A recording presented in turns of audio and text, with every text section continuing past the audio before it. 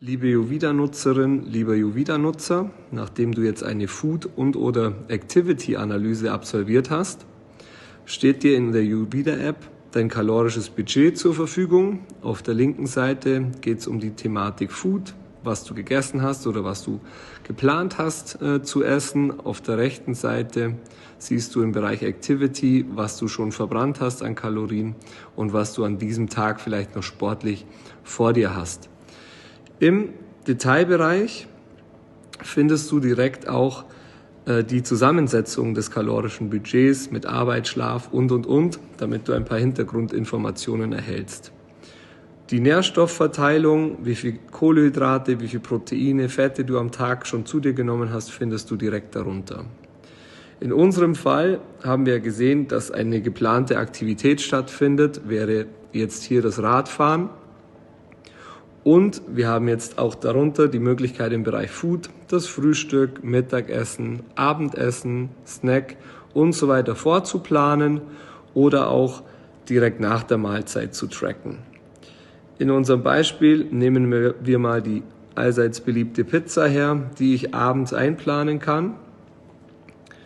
Über den Hinzufügen-Button suche ich die Pizza, nehme die über den Haken mit auf und tracke rechts unten die Mahlzeit direkt. Und sofort habe ich in meiner Übersicht die Kalorien, die Kohlenhydrate, Proteine und Fette und weiß genau, wie viel von welchem Nährstoff ich an diesem Tag noch benötige und kann die anderen Rezepte dahingehend anpassen. Weiter unten findest du unter dem Punkt Neue Analyse entweder einen neuen Standort, wo du deine Analyse durchführen kannst, oder deine letzten Analyseergebnisse mit Energiequellen, Grundumsatz, Leistungsumsatz oder auch im Activity-Bereich direkt Pulsbereiche, Schwelle und alles andere Wichtige für dein Ausdauertraining. Der Food-Bereich, wenn man unten klickt, lässt dir direkt eine Übersicht zukommen, was du schon getrackt hast, wie die Woche von dir verlaufen ist. Du solltest natürlich schauen, dass das einigermaßen gelevelt abläuft. Und auch hier kannst du über den Shortcut wieder die verschiedenen Mahlzeiten einfach tracken, entweder über einzelne Bestandteile, die du dir auswählst, oder auch über vorgefertigte individuelle Rezepte, die du etwas weiter unten findest. Und natürlich auch deine Tagesübersicht. Tracking lässt dir beide Möglichkeiten offen, egal ob Food oder auch Activity.